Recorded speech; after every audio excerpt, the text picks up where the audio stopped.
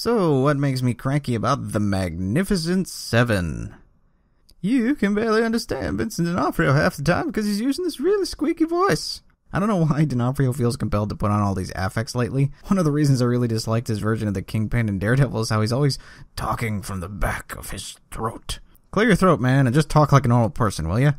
But I suppose it's mitigated somewhat, since he's only one of 7-ish main characters, as you may have guessed from the title.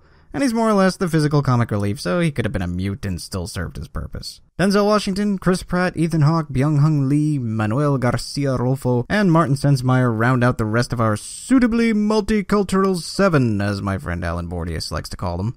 After all, if you were not aware, this is a remake of a classic western, and in our 2016 world of social justice entertainment, where everything is a political statement, you can't exactly get away with a film in which 6 white guys and a tan guy save a bunch of brown peasant farmers from Mexican bandits. Antoine Fuqua would have been safer directing a commercial for Donald Trump than doing that. So instead, we make sure everybody's represented in our new 7, and the townspeople are pretty much all white people being saved from another bunch of white people. This probably isn't as egregious of a remake as something like, say, Ghostbusters, because the original Magnificent Seven was already just a Western remake of Akira Kurosawa's Seven Samurai anyway, so you're kind of retreading the same ground that you already retread. Still, I really wish they had called this something other than the Magnificent Seven, if for no other reason than I'm just sick of having to qualify titles all the time now.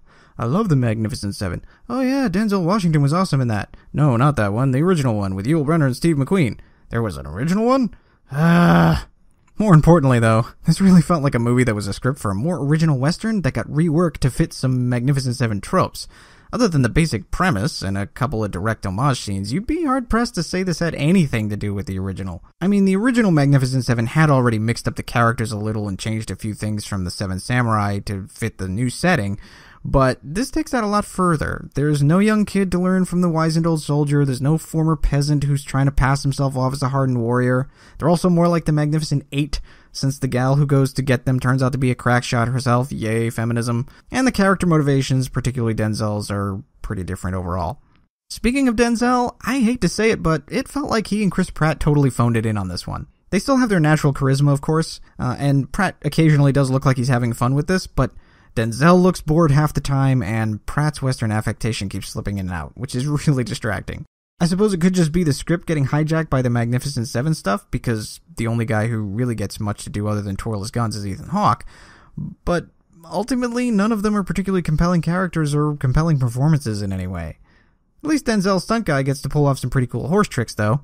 Which brings us to the action. What can I say? It's got that summer blockbuster style. It's not dragged down by shaky cam or anything like that, but you're still watching the Cowboy Avengers mow down lots of red shirts. And like most of Marvel's movies so far, the villain barely rates a mention. He's played by Peter Sarsgaard, and he is neither interesting nor intimidating. Just apparently really sweaty. Another thing about the original Magnificent Seven is it had an incredibly recognizable and memorable theme, and fortunately James Horner was kind enough to throw a few echoes of it here and there throughout his score. But if you want the full-blown thing, you're going to have to wait for the end credits, as is kind of the norm now. One thing I personally found super distracting about this score is that Horner reused a musical cue from one of his other scores, namely one of my favorite movies, The Mask of Zorro, starring Antonio Banderas. So every time I heard it, I felt like I was watching the wrong movie. I guess in a way, I was, since I made the mistake of watching the original the night before, and that made it very difficult to avoid comparing the two of them together. Like most remakes, Mag 7, as they call it on Twitter, is louder, faster, and slicker than its predecessor, but it's unfortunately yet another all-around pale imitation of a better movie.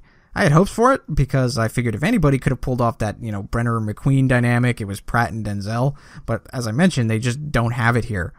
Other than having the benefit of modern effects, it just doesn't do anything as well.